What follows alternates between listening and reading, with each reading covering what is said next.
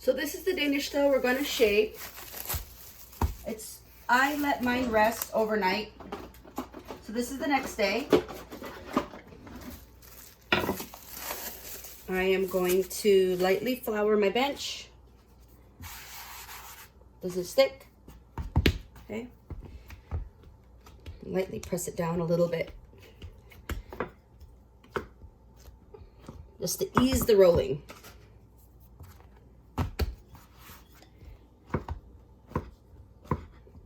It's a little sticky.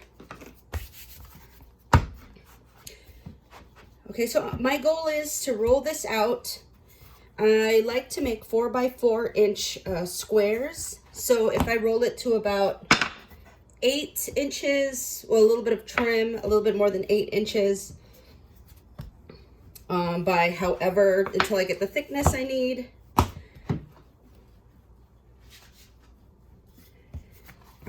It'll be the perfect size to shape.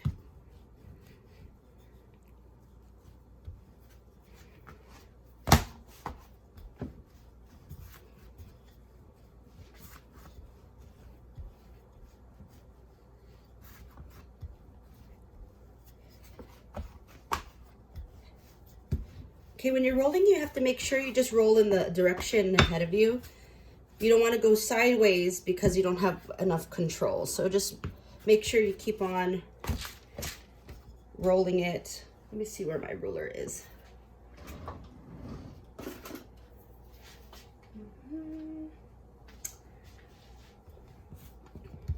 Okay, let me find my ruler.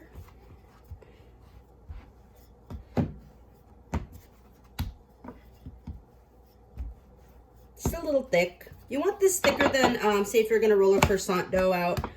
Danish dough is technically a little bit thicker.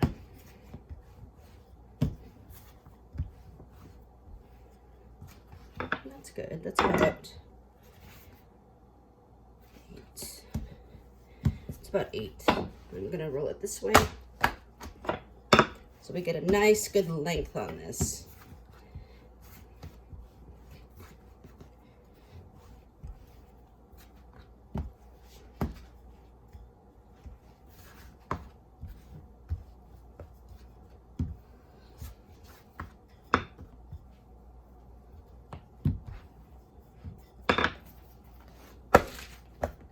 The reason why I'm flipping it, lifting it up like that, it relaxes the dough a little bit.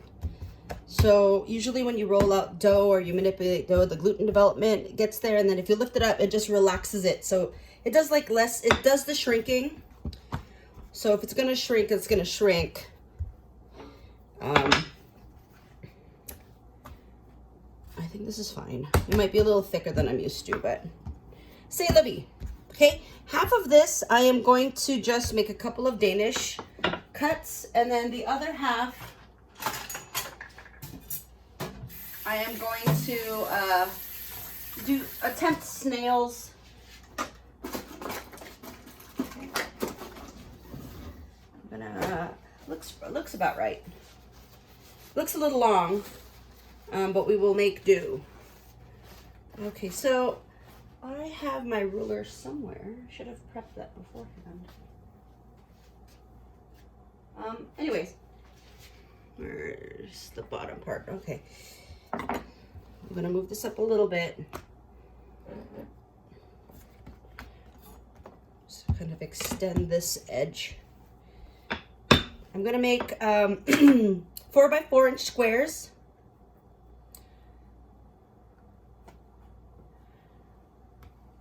All these extra scraps, you could also make it into monkey bread. Put a little bit of cinnamon sugar all over it, bake it. Okay, so I am just going to do the best I can because I cannot find my ruler right now. Okay.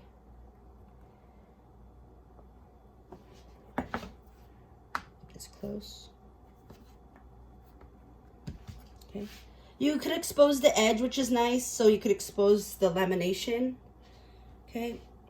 I'm just gonna make a good enough square for my demo today. Okay, this should be fine. Okay, so I'm going to show you a couple different shapes. You could put them on top of each other so they'll insulate. If they're a little bit loose, if they get a little warm, you could stick this whole sheet. I'm going to actually maybe put this sheet in the fridge while I'm doing these other ones. So this one stays nice and cold.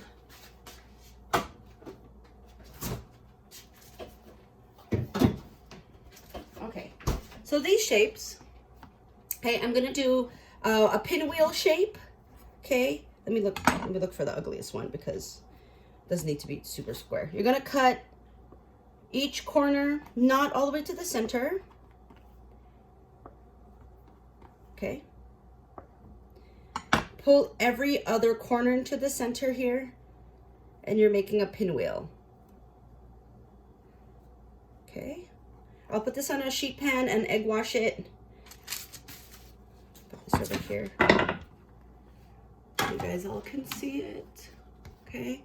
The next one I'm gonna do, this is one of my favorite ones. I just learned it recently. You're gonna pull each corner and just push it in the center.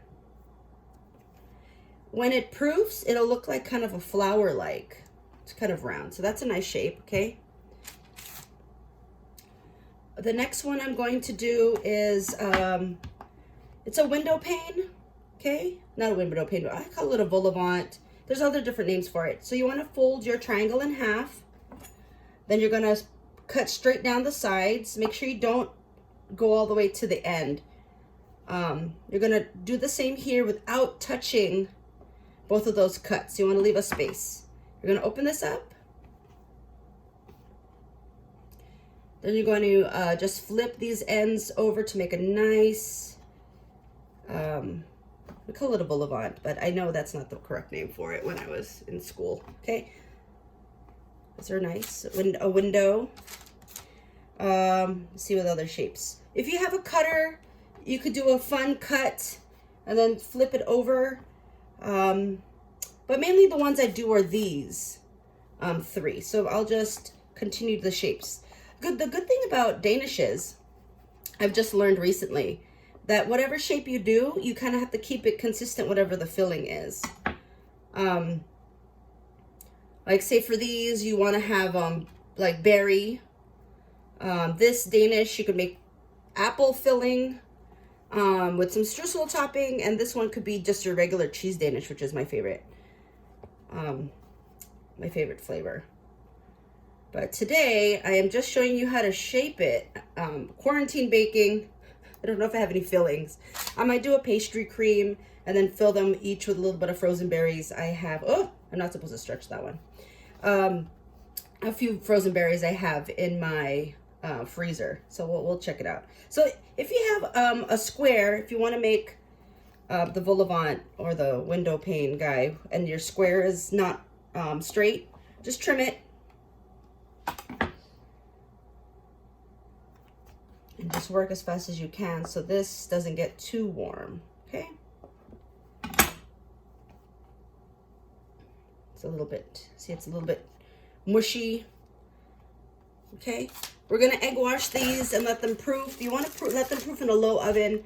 I had troubles baking with my croissants yesterday because my oven was a little too hot. Or when I was proofing it, I just kind of rushed it and it just became flat. So we'll see if I could just go low and slow with these, and they will be better. In the meantime, I'm going to show you how to do snails. I'll grab this other dough from the refrigerator. Okay, I am going to melt a little bit of butter.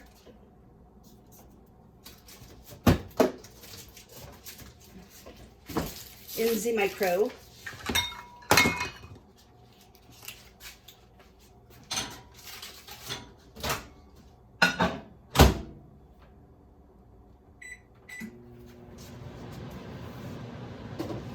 I'm gonna let that go. I'm gonna make a cinnamon and sugar. I know I should have prepped this ahead of time, but you know, hey, we got time. I'm gonna make a little bit of cinnamon sugar.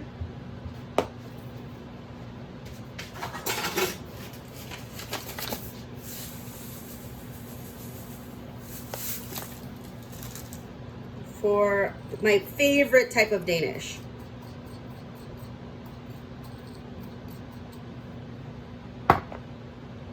just eyeball my cinnamon and sugar. You could use brown sugar if you want, but I think that's cool. Okay, got some melted butter ready. Move this knife so I don't cut myself. Okay, so to make snails, you're gonna get a piece of Danish dough. Okay, you're gonna roll it out a little bit thinner. It's my favorite thing to do. I miss making these in the bakery. Those of you who are watching this, we used to make these a lot back in the day. Okay, I'm gonna make this nice and long.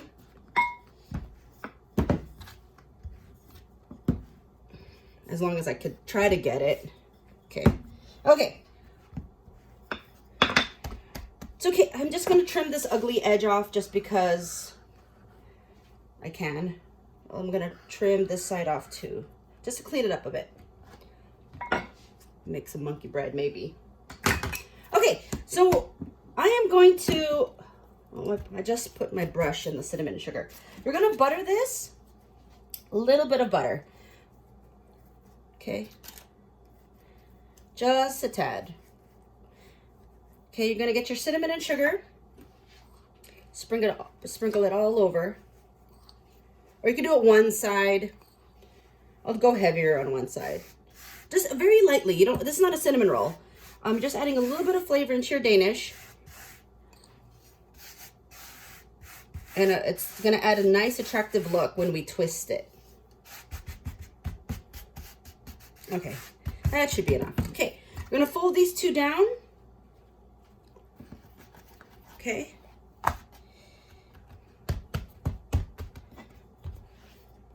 Roll it down if you wish. I'm gonna take my knife and I'm gonna cut it into probably 1/2 inch or so slices. I'm gonna do one, and then I'm gonna adjust the size of my slices. You're gonna take one of these, extend it a little bit, then you're gonna twist, okay? Then you're gonna roll, I usually roll the ugly end, no, the nicer end inside. Okay, we're gonna roll it, twist it, get the little hanging end or the tail, we're gonna tuck it underneath and press it down, okay? And that is my little Danish. So again, I think I over rolled it. I can feel it's a little tense, but as it proofs, it'll be fine. You're gonna roll it again, around, around, around, tuck the little tail underneath. Okay, wonder if I could do it. No, this is fine. Okay, I'm gonna make it thinner, see if it works better thinner. It should be a little bit longer, but I just used the same dough. I could take this whole dough and then roll it longer and then fold it over so you have longer pieces to roll. But I wanted to show you a couple of different shapes instead. Okay, send it, hold it down. I'm gonna just roll it up. Okay, twist it, tuck underneath. If you want to do a couple of flavored Danishes together, you could try to stick these two together. Okay, make like a figure 8, and one side could be cheese, the other side could be berry. Nice little twist. Okay, so same with these. I'm gonna egg wash and proof them until they're 3/4 size because it's a rich dough. You want to just proof these room temperature, or if your apartment is hot or your house is hot, just cover it with a piece of plastic wrap, let it sit. If you have an oven that's really cold, a house that's really cold, you could turn on your oven real quick and then turn it off, or put a little bit of boiling water in your oven just to give some heat. You got to be patient, especially with croissants and Danishes. You don't want to rush it because, as you could see, well, my croissants didn't turn out too well, but c'est la vie. It happens, okay?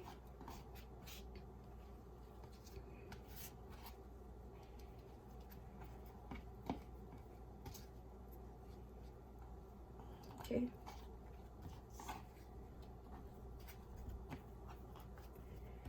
Okie dokes. So I'm gonna stick these in another sheet pan, let them proof, and I will post the results. All right. Don't forget to egg wash. All right. Egg wash, egg wash, egg wash all of them.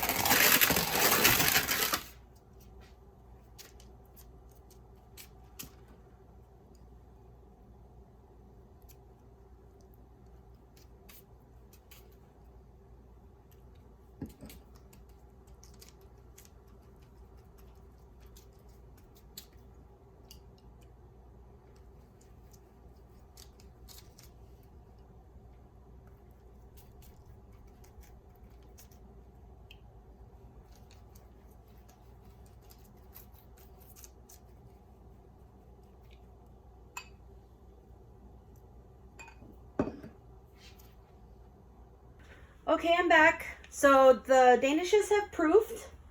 They're about, you want to proof any rich type of yeasted dough about 3/4 of the way. You don't want it too big or it'll fall.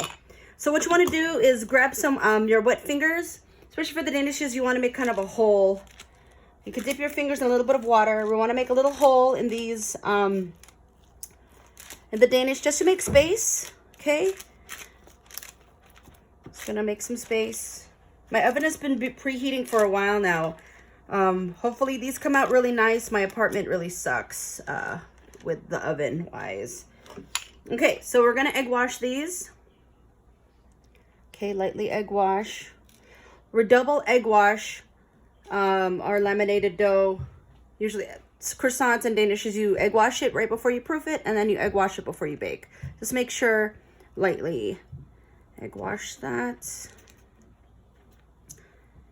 Okay, just be careful not to deflate it. Just be gentle. You don't want to air pop out any of the air. Okay.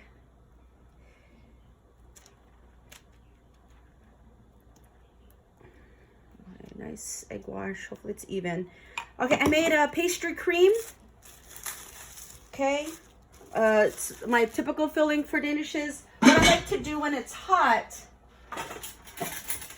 I like to throw in some cream cheese while it's hot to make kind of a cream cheese filling. But I will just make do with the fact that I don't have any cream cheese. So I'm just going to put some of this pastry cream. It gets a little chunky, but if you do a little bit of a mix, it'll thin it out a little bit. You could stick this in a pastry bag. It'll be easier to put into your Danishes. But I'm just going to spoon it in, because I have to find my pastry bags at home. Okay. Then you don't have to put pastry cream in all of them. You could put jelly, jam, a filling. You could put apple pie filling. For my apple pie video, you could chop the apple smaller, and you can use that as the filling for these Danishes. But I'm just going to fill it all with cheese, just because that's, pastry cream, that's all I have. And then every other one, I think I'm just going to add some frozen berries. It's good to use frozen berries, just because you could keep them a long time in your freezer, especially in the production kitchen. You could keep them in the freezer and then pull them out whenever you need. There's no problem. They're usually picked at the optimal freshness, so you should be good. You could use also canned fruits. I've seen it where they use apricots. Put a slice of apricot down. What else do they add? Apples, blueberries, slices of strawberries, raspberry, anything really. I have just a mixed berry blend from Trader Joe's. So I think I'm just going to see if I could just get blackberries on a few of them. These will be the blackberry and cheese. And see if I could get some raspberries. These could be the raspberry and cheese. Just so I could keep the shape together. Okay. All right. And I'll just do maybe just a regular cheese one on one side and the mixed berry on the other. I like super cheesy stuff. If you have jam, you can put a little bit of jam on there. But sometimes when you're baking jelly or jam, it'll bubble too much. So you have to at least, you could get the heat-proof ones when you're in a commercial bakery. You could get a heat-proof jam or jelly that they sell. But yeah, there you go. So I'm gonna stick these in the oven. My oven's pretty hot. I have to bake one at a time. So I will show you the end products after.